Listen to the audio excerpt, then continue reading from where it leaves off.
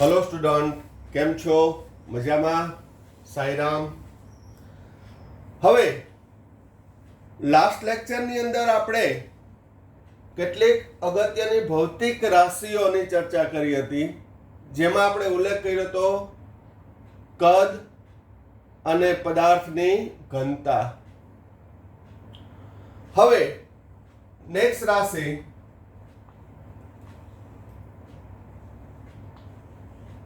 દળ, માસ. તો પદાર્થમાં રહેલ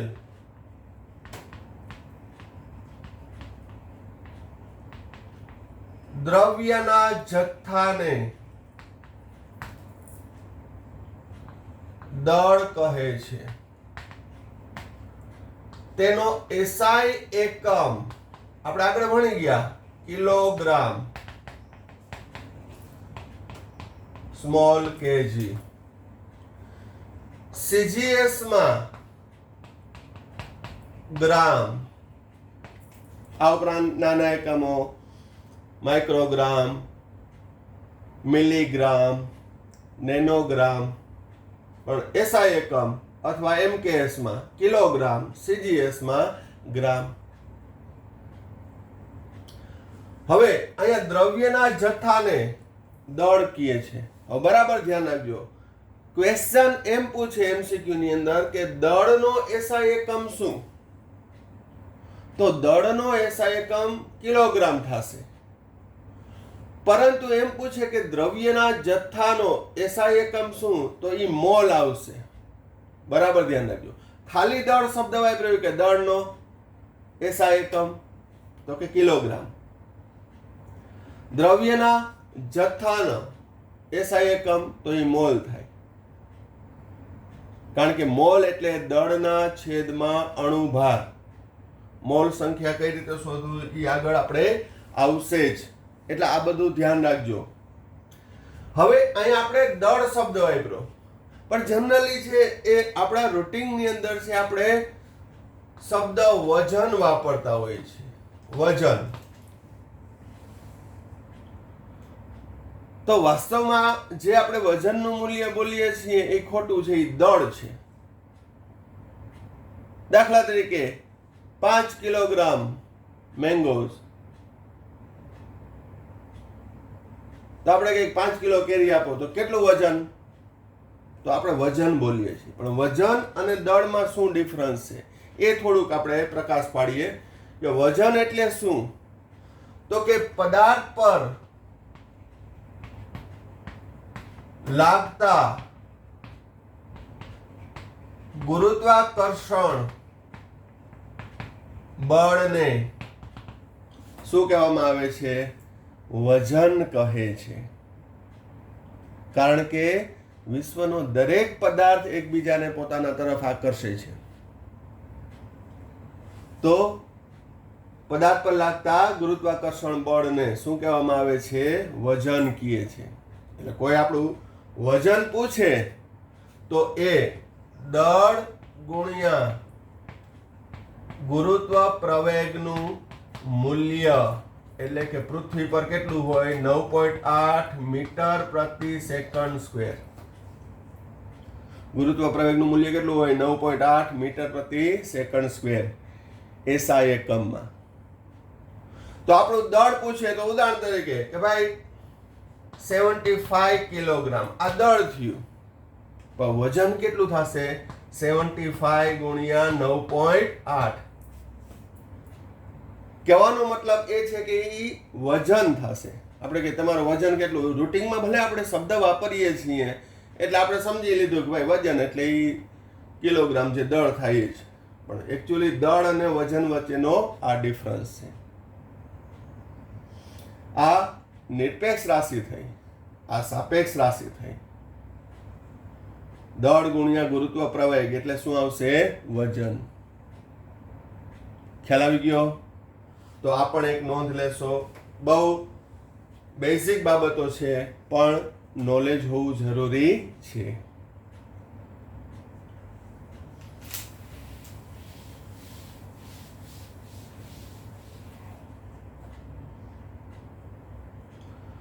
નેક્સ્ટ ભૌતિક રાશિ છે તાપમાન.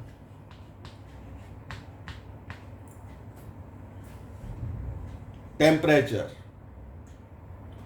શબ્દ આ પણ જાણીતો છે, રોજિંદા જીવનમાં પણ આપણે સંકળાયેલો છે, સાયન્સ ભણતા હોય કે ન હોય.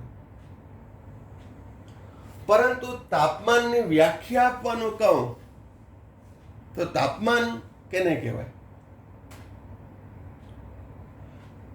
તો તાપમાન એટલે શું? તો પહેલા આપણે એની વ્યાખ્યા ક્લિયર કરીએ.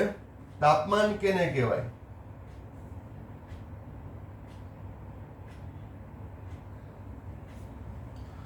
તો કે પદાર્થમાં રહેલ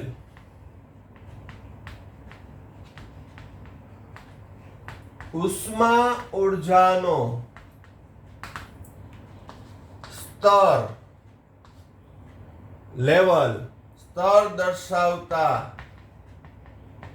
આંકને, અંક સંખ્યાને તેનું તાપમાન કહે છે. તાપમાન એટલે પદાર્થમાં રહેલા ઉષ્માનો જથ્થો નહીં, પદાર્થમાં રહેલ ઉષ્મા ઊર્જાનો સ્તર દર્શાવતા આંકને તેનું શું કહેવામાં આવે છે? તાપમાન કહે છે. સિમ્પલ એક એક્ઝામ્પલ આપું કે તાપમાન છે એ થર્મોમીટર દ્વારા માપવામાં આવે છે.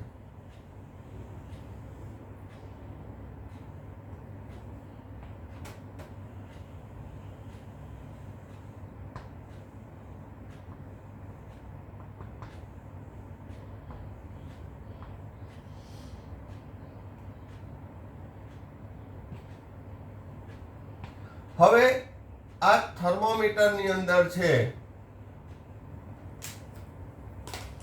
પારો ભરેલો હોય.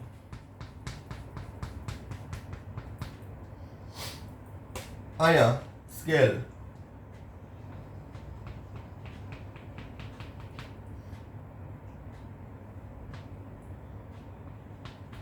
અનસેલ્સિયસ નું આપું, 50 અનસેલ્સિયસ. તો અહીં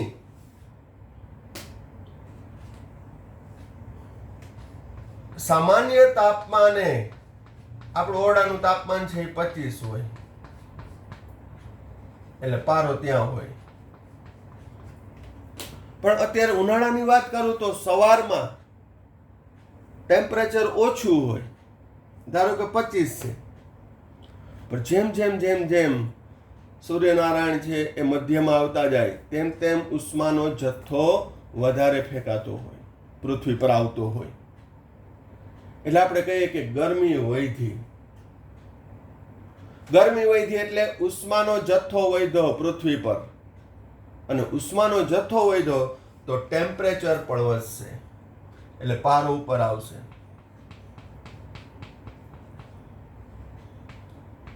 $38 અંશ આ જામનગરનું તાપમાન કહો તો આપણે એમ કહીએ કે ગરમી વધી તો આંક વધશે. શિયાળામાં ડાઉન જાય કારણ કે ઉષ્માનો જથ્થો વાતાવરણમાં ઘટે છે તો એ ડાઉન જશે, ડિક્રીઝ થશે. તો આપણે એમ કીધું કે તાપમાન ઘટ્યું તો ઉષ્મા ઊર્જાનો જથ્થો વધે તો તાપમાન વધે.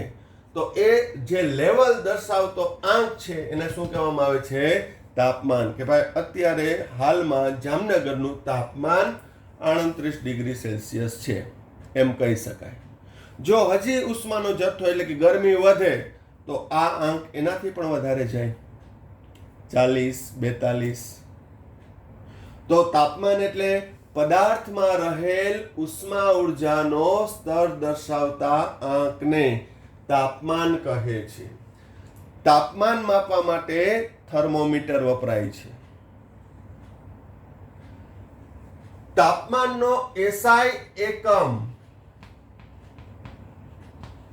કેલ્વિન છે, કેપિટલ કે. જ્યારે અન્ય અનસેલ્સિયસ,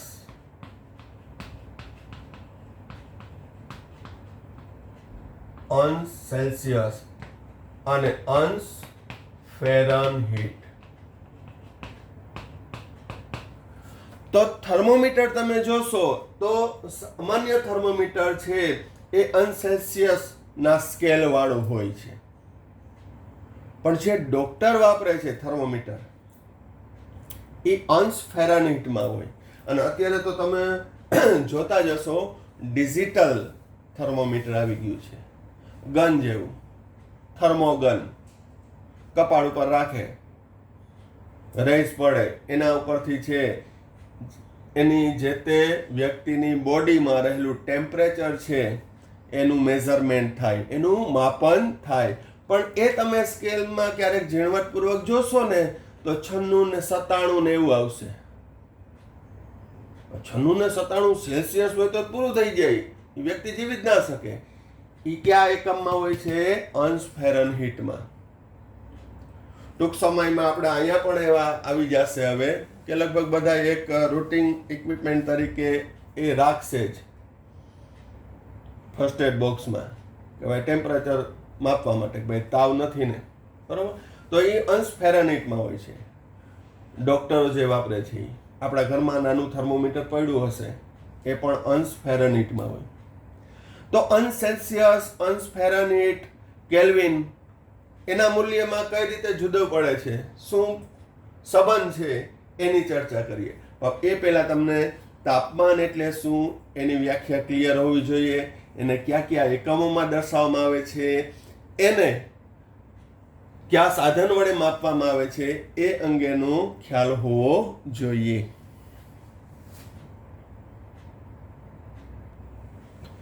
હવે અંશ સેલ્સિયસ અને અંશ ફેરનહીટ વચ્ચેનો સંબંધ. તો અંશ ફેરનહીટ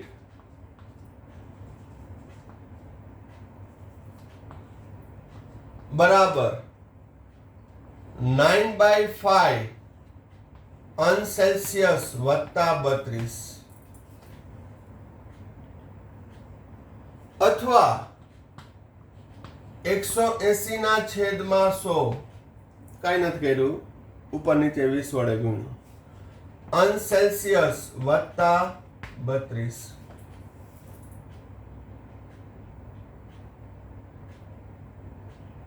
અથવા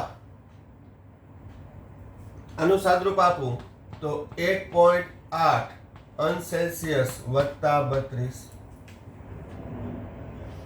હજી આના હાથમાં આપું તો 9 અંશ સેલ્સિયસ વત્તા 32 સામે ગુણાવો એટલે 32 × 160 લસા 5.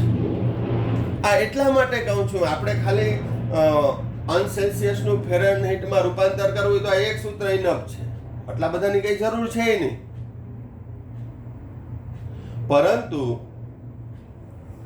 એમસીક્યુ ની અંદર છે આ બધા સૂત્ર છે એમાંથી કોઈ એક આપી શકે કે અંશ ફેરનહીટ અને અંશ સેલ્સિયસ વચ્ચે સંબંધ દર્શાવતું કયું સમીકરણ સાચું છે. તો આ એ સાચું છે, આ એ સાચું છે, આ એ સાચું છે અને આ પણ સાચું છે. ખ્યાલ આવે છે? તો આ એક સૂત્ર યાદ રાખી લ્યો, એના આધારે ગમે તે રીતે પૂછ્યું હોય એ આપણે આવડી જાય. હવે અંશ ફેરનહીટ, અંશ સેલ્સિયસ આપેલો હોય ને અંશ ફેરનહીટ શોધવાનું હોય તો હવે અંશ સેલ્સિયસ ને સૂત્રનો કરતા બનાવું તો શું થશે? અંશ સેલ્સિયસ ને સૂત્રનો કરતા બનાવું તો અંશ સેલ્સિયસ બરાબર અંશ ફેરનહીટ -32 ગુણ્યા 5/9. અંશ ફેરનહીટ -32 ગુણ્યા 5/9. પછી આના આધારે મેથેમેટિકલ સાદરૂપ આપીને કોઈ પણ ઓપ્શન આપી શકે કે અંશ ફેરનહીટ અને સેલ્સિયસ વચ્ચેનો સંબંધ દર્શાવતું કયું સમીકરણ સાચું છે. તો પછી તો સિમ્પલ મેથ્સ જ લાગુ પડે છે. ખ્યાલ આવે છે? તો આ એક સૂત્ર યાદ રાખી લ્યો તો આના ઉપરથી આ પણ તારવી શકાય, આ પણ તારવી શકાય, આ પણ તારવી શકાય. સામાન્ય ગણિતના ઉપયોગ કરવાની જરૂર છે.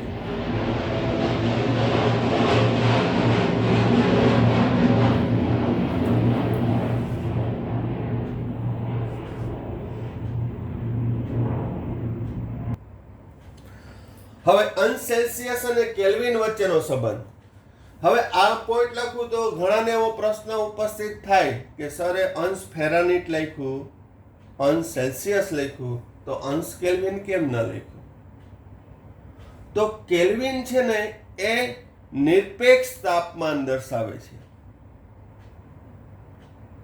એ પ્રાયોગિક રીતે છે એનો સ્કેલ મળી આવશે નહીં. પ્રેક્ટિકલી આપણે માપીએ છીએ ફક્ત સેલ્સિયસમાં અને ફેરનહીટમાં. માટે એને કહેવામાં આવે છે અંશ ફેરનહીટ, અંશ સેલ્સિયસ. જ્યારે કેલ્વિન છે એ કેવું થશે? નિરપેક્ષ તાપમાન છે. અહીં તાપમાન કેલ્વિનમાં સંબંધ શું આવશે? તો કે કેલ્વિન બરાબર અંશ સેલ્સિયસ વત્તા 273.15. અંશ સેલ્સિયસમાં 273.15 તમે ઉમેરો તો એ કેલ્વિન માપક્રમમાં રૂપાંતર થાય અને એ નિરપેક્ષ તાપમાન છે. પણ આજે હું શબ્દ વાપરું છું નિરપેક્ષ તાપમાન. શા માટે 273.15 ઉમેરવામાં આવ્યું છે? આગળ પણ +32 શા માટે ઉમેરવામાં આવ્યું છે? બધાની ચર્ચા એક્સપ્લેનેશન થઈ શકે, પણ મેં તમને કીધું કે એના માટે છે આગળ તમારે ચેપ્ટર ભણવું પડે.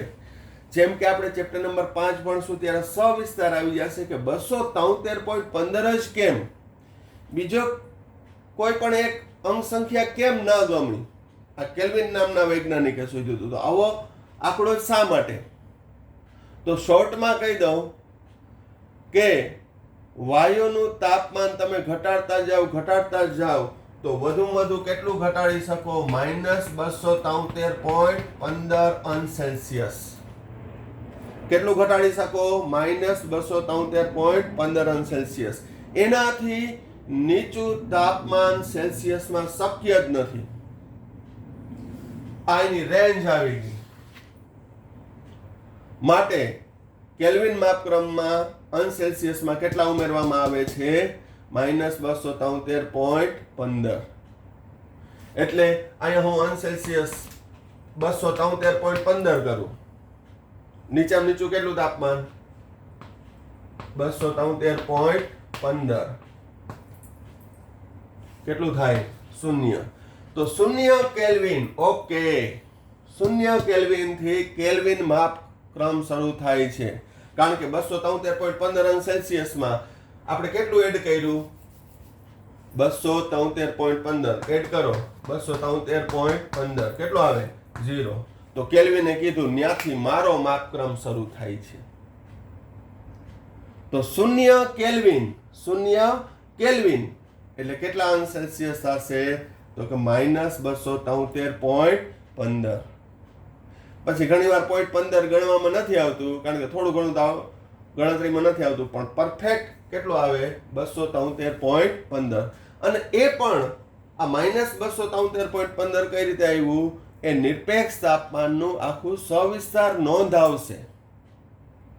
પણ અત્યારે થોડીક આ ટોપિકની અંદર મેં ચર્ચા કરી દીધી, પણ મૂંઝાવાની જરૂર છે નહીં. દરેક ઉપસ્થિત થતા પ્રશ્નો છે એનું સોલ્યુશન સાથે એ રિમૂવ કરી નાખીશ. દરેક વસ્તુનું એ તમને એક્સપ્લેનેશન મળશે કે જે અત્યાર સુધી નથી જાણતા. એટલું યાદ રાખજો કે જે કાલ સુધી નહોતા જાણતા આજે ઘણું બધું જાણવા માંડ્યા, અને કાલે વધારે પડતું આપણે જાણશું. બસ એકાગ્રતાપૂર્વક જે તે ટોપિક છે એનો અભ્યાસ કરવાનો, એની નોટ્સ બનાવવાની, રેગ્યુલારિટી રાખવાની કે જેથી આપણે આગળ જતા વાંધો આવે નહીં. અને ધીમે ધીમે આપણો બેઝ ક્લિયર કરવાનો, અપગ્રેડ કરવાનો, મેક્સિમમ લેવલે જવાનો કે જેથી સારામાં સારું આપણે પરિણામ મેળવી શકીએ.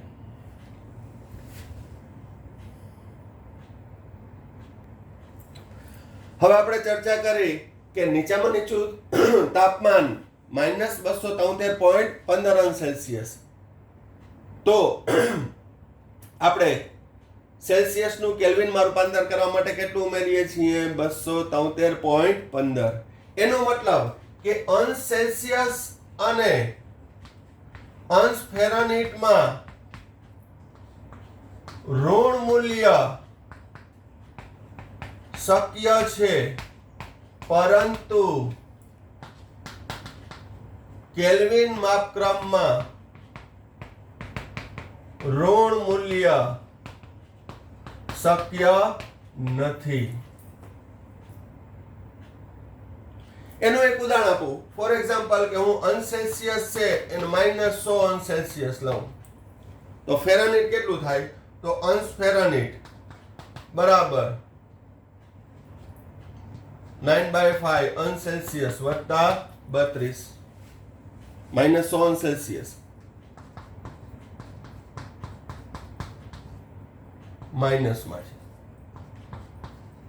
વત્તા 32 કેટલું આવશે? આનું સાદુરૂપ આપો. 20 ગુણ્યા 9 -20 ગુણ્યા 9 એટલે 180 વત્તા 32 બાદ બાકી કરો કેટલું આવશે? -148 અંશ ફેરનહીટ. તો એ ઋણ મૂલ્ય શક્ય બન્યું કેમાં? અંશ સેલ્સિયસમાં અને અંશ ફેરનહીટમાં. પરંતુ કેલ્વિનમાં ઋણ મૂલ્ય શક્ય નથી. કઈ રીતે? તો અંશ સેલ્સિયસ વત્તા 273.15. ધારો કે એમાં હું આ 100 અંશ સેલ્સિયસ ઉમેરું તો -100 અંશ સેલ્સિયસ વત્તા 273.15 173.15 મોટાની નિશાની. કેવું મૂલ્ય આવ્યું? પ્લસ.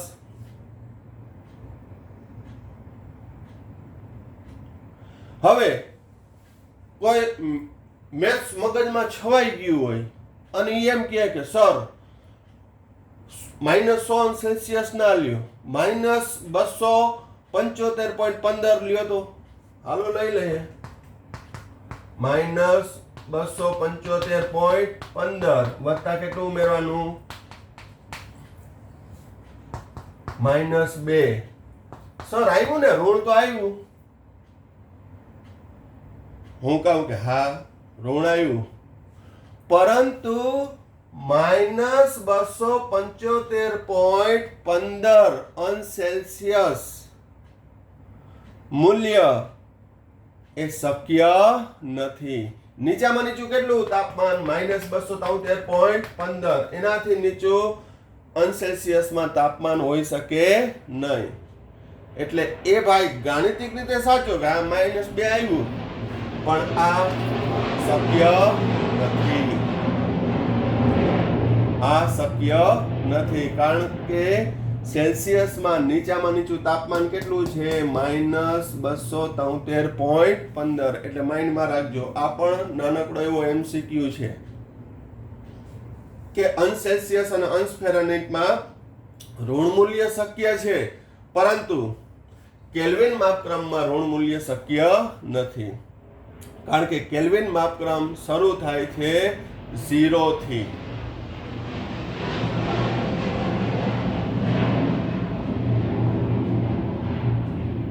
ક્યાંથી શરૂ થાય છે?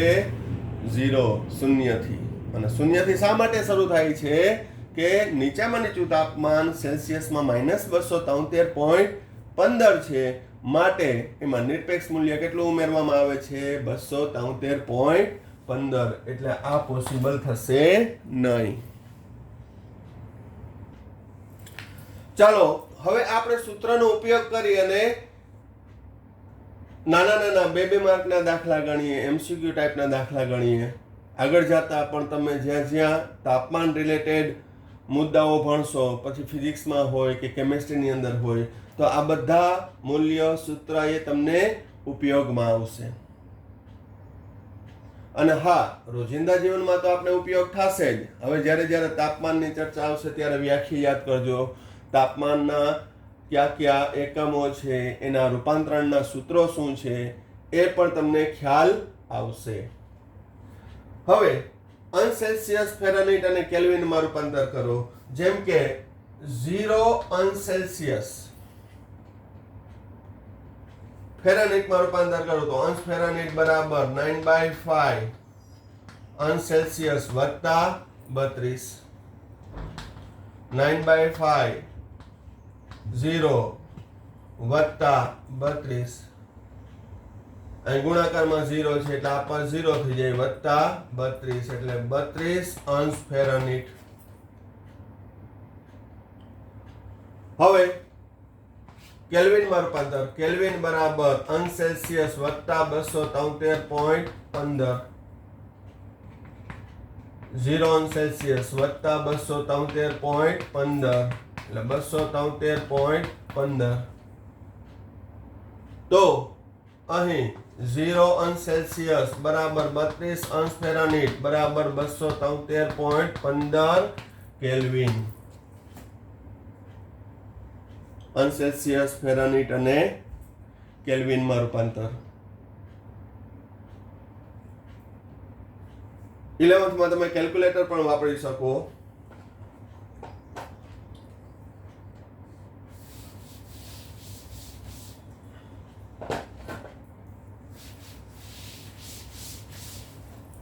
બીજું ઉદાહરણ જોઈએ 100°C. અમુકમાં કેલ્ક્યુલેટરની જરૂર ન પડે.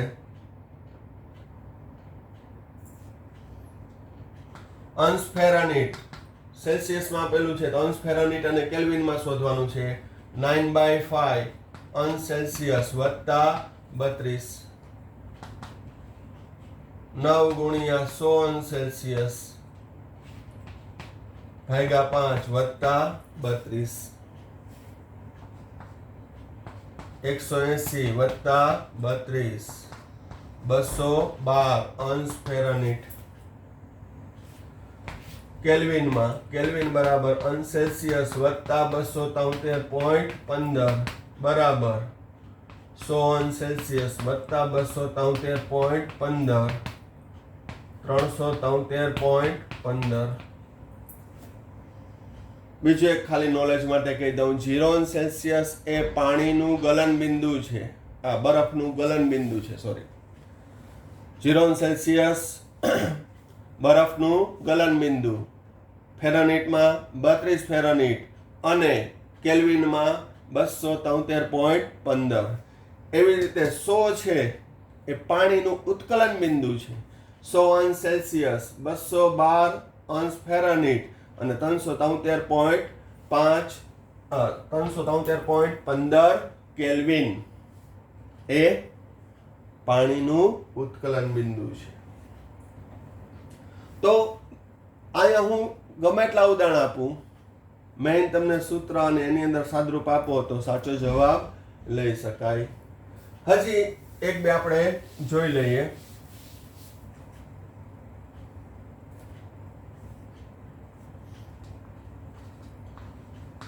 25°C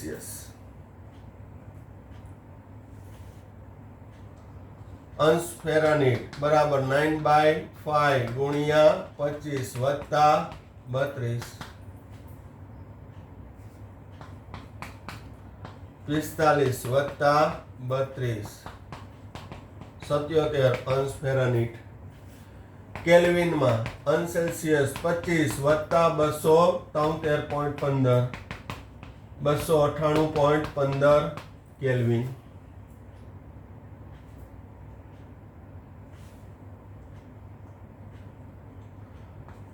નેક્સ્ટ ઉદાહરણ 37°C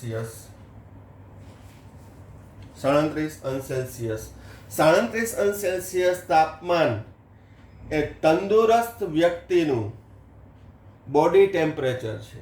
એના શરીરનું તાપમાન કેટલું હોય તંદુરસ્ત હોય તો કે 37°C. જ્યારે તાવવાળા વ્યક્તિનું બોડી ટેમ્પરેચર છે 37 કરતાં વધી જાય તો આપણે એને કહેવાય કે તાવ આવ્યો. બોડી ટેમ્પરેચર હાઈ થઈ જાય, વધારે હોય તો 40°C હોય. પણ સામાન્ય તંદુરસ્ત વ્યક્તિનું તાપમાન કેટલું રહે છે 37°C. એનું આપણે રૂપાંતર કરીએ ફેરાનહીટમાં. અંશ ફેરનહીટ બરાબર 9/5 ગુણ્યા 37 વત્તા 32. એનું સાદરૂપ આપશો તમે તો આવશે 98.6 અંશ ફેરનહીટ. કેટલો આવશે? 98.6 અંશ ફેરનહીટ. તો તંદુરસ્ત વ્યક્તિનું, એટલે જ સ્કેલની અંદર મેં તમને હમણાં જ કીધું, જે થર્મોગન આવે છે તાવ માપક માટે, અત્યારે તમે ટીવીની અંદર સમાચાર જોતા હશો તો એમાં આવશે જ. તો એની અંદર તમે ડિજિટ પણ જોવાનો પ્રયત્ન કરજો. અમુકમાં દેખાઈ જાય 96, 97. તંદુરસ્ત વ્યક્તિ હોય એટલે 96, 97, 98 એવું જ હશે. ઘણા ગરમ હોય, ઘણા ઠંડા હોય, થોડુંક નીચું આવે, 96, 97 આવે. પણ કેટલું હોય છે સામાન્ય રીતે? 98.6. એનાથી વધે તો કહેવાય કે આને ફીવર છે, તાવ છે. ત્યારબાદ કેલ્વિનમાં 37 અંશ સેલ્સિયસ વત્તા 273.15 સાદરૂપ આપશો એટલે 310.15 કેલ્વિન.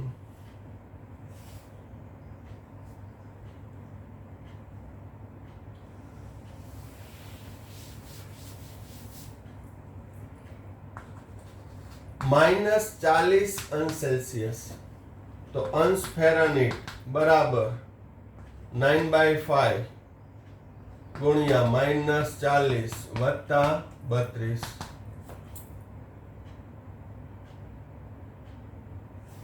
સાદરૂપ આપો 8.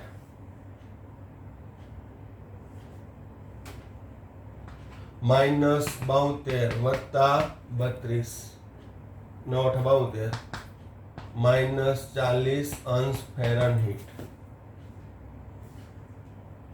કેલ્વિનમાં રૂપાંતર કરો.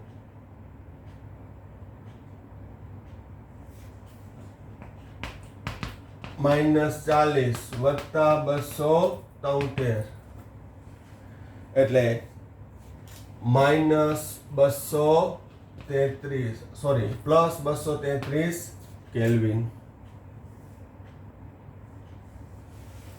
તો અંશ સેલ્સિયસ અને ફેરનહીટમાં ઋણ મૂલ્ય શક્ય છે, કેલ્વિનમાં ઋણ મૂલ્ય શક્ય નહીં થાય.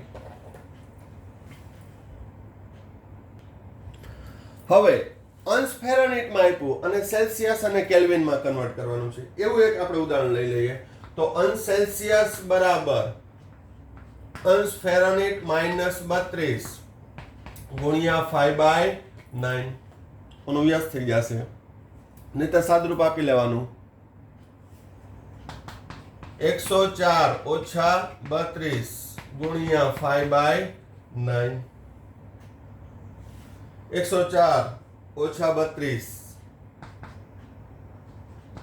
72 ગુણ્યા 5/9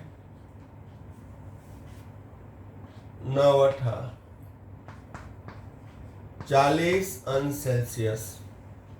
પછી તો સિમ્પલ તમારે સાદુરૂપ જ આપવાનું છે 40 અંશ સેલ્સિયસ. મેં તમને કીધું કે તાવવાળા વ્યક્તિને ટેમ્પરેચર કેટલું હોય છે?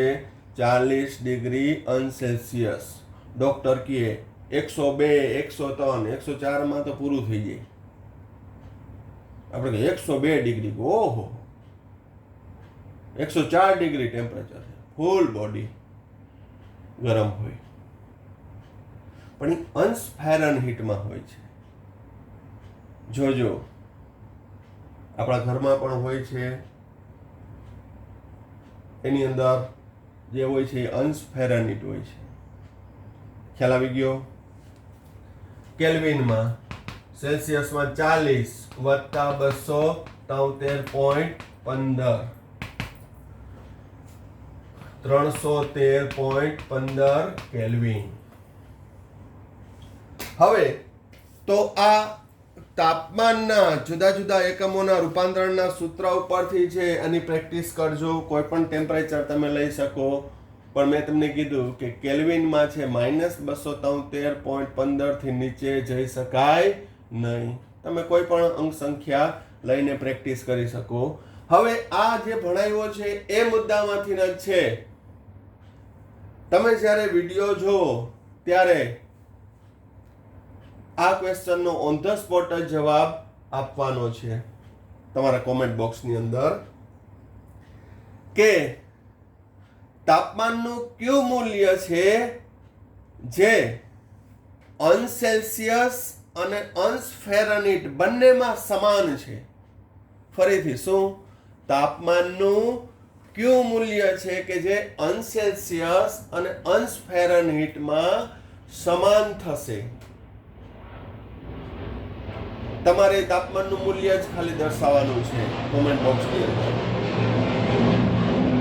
ઘણા બધા આન્સર આપે છે, પણ જે જોનાર બધા આન્સર આપે તો વધારે મને મજા આવશે, ગમશે.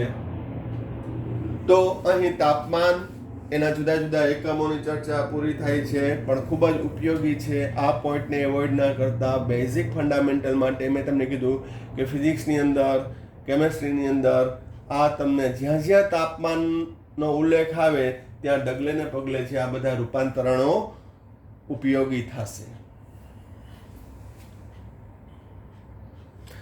ચાલો હવે નેક્સ્ટ પાયાની સંકલ્પના છે, બેઝિક ફંડામેન્ટલ છે, વૈજ્ઞાનિક અંક સંખ્યાઓમાં રૂપાંતર અથવા એને દર્શાવવાની રીત. તો એ હું છે બે સાદા નિયમ લખાવીશ, આપણે ઉદાહરણ સાથે જોઈએ. એક નાનકડા અંક સંખ્યા લઉં,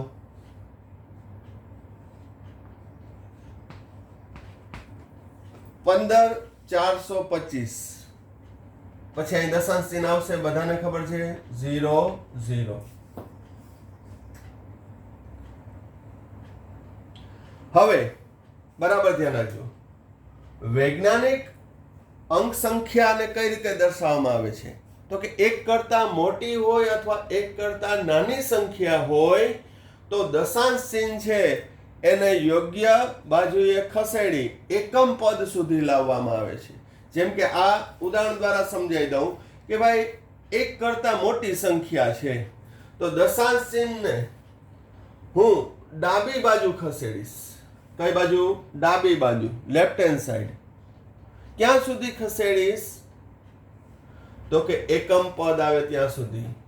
તો અહીંયા નહીં ગણવાનું, અહીંયાથી 1 2 3 4. કેટલા પોઈન્ટ ખસેડ્યું? 1.5425. કેટલા પોઈન્ટ ખસેડ્યું? 1 2 3 અને 4. તો ડાબી બાજુ જેટલા સ્થાન ખસેડું એટલી 10 ની ધન ઘાતમાં વધારો થશે. કેટલું? જેટલા સ્થાન ડાબી બાજુ ખસેડીએ એટલા સ્થાન 10 ની ધન ઘાતમાં વધારો થશે. તો અહીં 10 ની કેટલી ધન ઘાત આવશે? તો કે 4, કારણ કે મેં 4 સ્થાન ખસેડ્યા. તો આ તો એ વૈજ્ઞાનિક અંક પદ્ધતિને શોર્ટમાં દર્શાવવાની રીત છે, પણ આની અંદર મેથ્સ લાગેલું છે, સિમ્પલ મેથ્સ લાગેલું છે. જેમ કે અહીં 15,425 ઉપર નીચે 10 વડે ભાગું તો 15,425 ભાગ્યા 10 એટલે 1542.5 ગુણ્યા 10 ની કાંઈ ના હોય તો કેટલી ઘાત? 1 ઘાત. ફરી પાછું હું 10 ની ઉપર નીચે 10 વડે ભાગું તો ફરી પાછું સાદરૂપ શું આવશે? 1542.5 ભાગ્યા 10 એટલે 15,4.25 ગુણ્યા 10 ની 1 ઘાત ગુણ્યા 10 ની 1 ઘાત. બરાબર? પછી બે નહીં કરવાનું, સરાય ભાગ્યું પાછું ગુણી નાખવું તો એ નહીં આવી ગઈ. સમજાય છે? અહીંયા હું ભાગું જ છું ખાલી. પહેલા તો ઉપર નીચે 10 વડે ગુણ્યા, પછી જે અંક સંખ્યા છે એને 10 વડે અહીંયા ભાગું છું એટલે એનું સાદરૂપ આવે. ફરી પાછું અહીંયા 10 વડે ભાગું તો ફ્રીમાં ના ભગાય, અહીંયા ગુણવાય પડે. તો ફરી પાછું 15.425 ગુણ્યા 10 ગુણ્યા 10 ગુણ્યા 10. ફરી પાછું 10 વડે ભાગું, અહીંયા 10 વડે ગુણું. 1.10 ની 1 2 3 4 આધાર સરખો તો ઘાતનો સરવાળો, તો 1.5425 ગુણ્યા 10 ની 4 ઘાત. બરાબર. આમાં કઈ બહુ એવી મોટી વાત નથી, બહુ સિમ્પલ વસ્તુ કીધી, પણ તમારા ધ્યાનમાં હોવી જોઈએ, નોલેજમાં હોવી જોઈએ. પછી ડાબી જમણી સાઈડ છે એમાં ગોટે ચડવાનું નહીં, નહીંતર આટી વળી જાય, અને આટી વળી જાય એટલે આપણો આંકડો ખોટો પડે. તો કહેવાનો મતલબ એ કે આવા બધું બેઝિક ખબર હોવી જોઈએ. તો ફરીથી હવે નિયમ શું? એક કરતાં મોટી સંખ્યા હોય તો વૈજ્ઞાનિક અંકમાં રૂપાંતર કરવા, આ વૈજ્ઞાનિક અંક કહેવાય, એમાં રૂપાંતર કરવા દશાંશ ચિહ્નને ડાબી બાજુ જેટલા સ્થાન ખસેડો તેટલા 10 ની ધન ઘાતાંકમાં વધારો થાય છે. ખ્યાલ આવી ગયો? હવે એક કરતા નાની હોય તો એનાથી ઊંધું હશે, પણ ચાલો એ પણ જોઈ લઈએ ઉદાહરણ.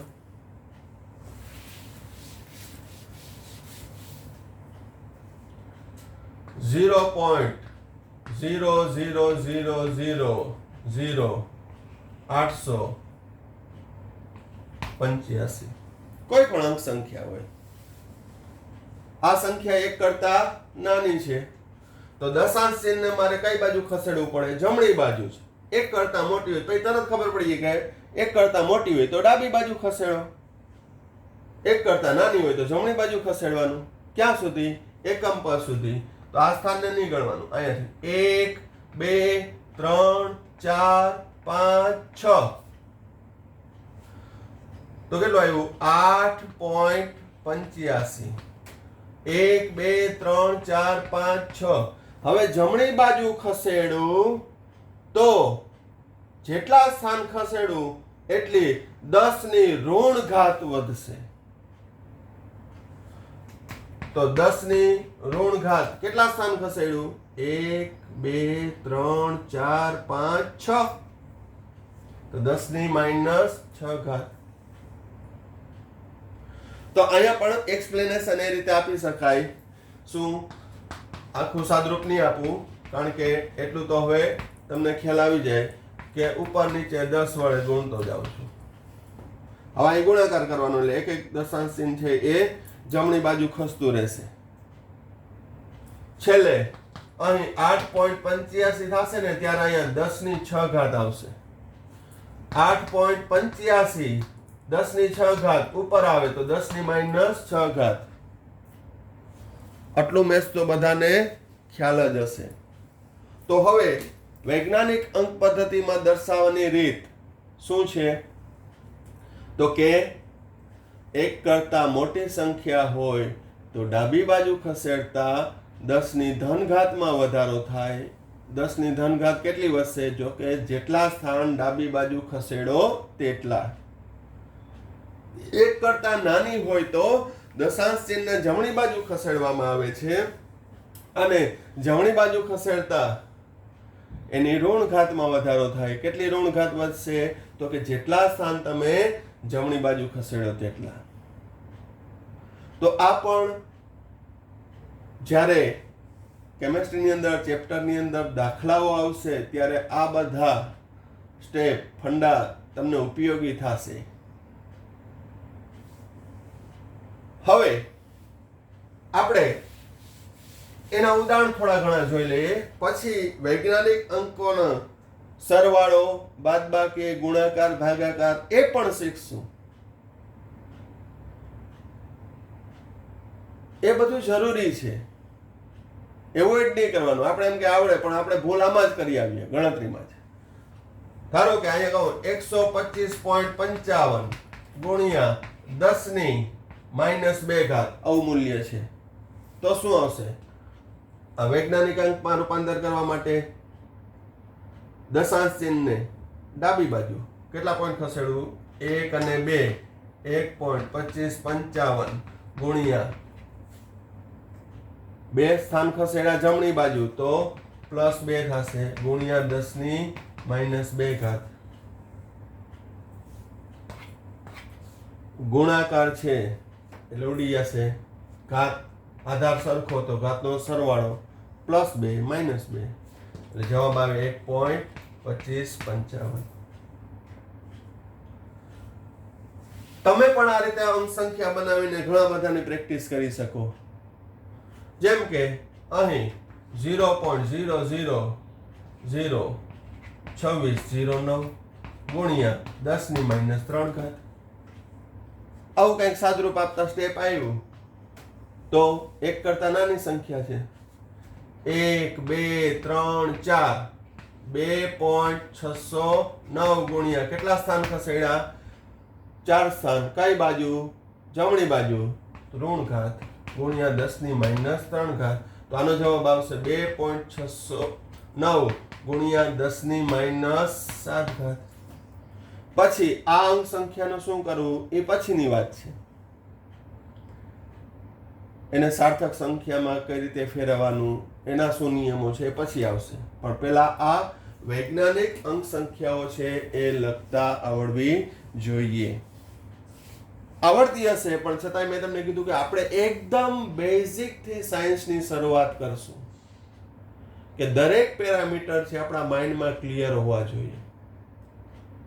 ફક્ત પરીક્ષાલક્ષી પ્રશ્ન તરીકે નહીં પણ ફંડામેન્ટલી પણ છે આપણો ગ્રોથ થવો જોઈએ.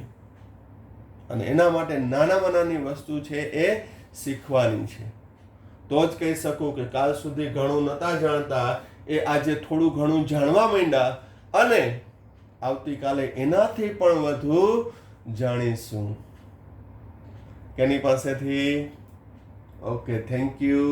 સાંઈરામ.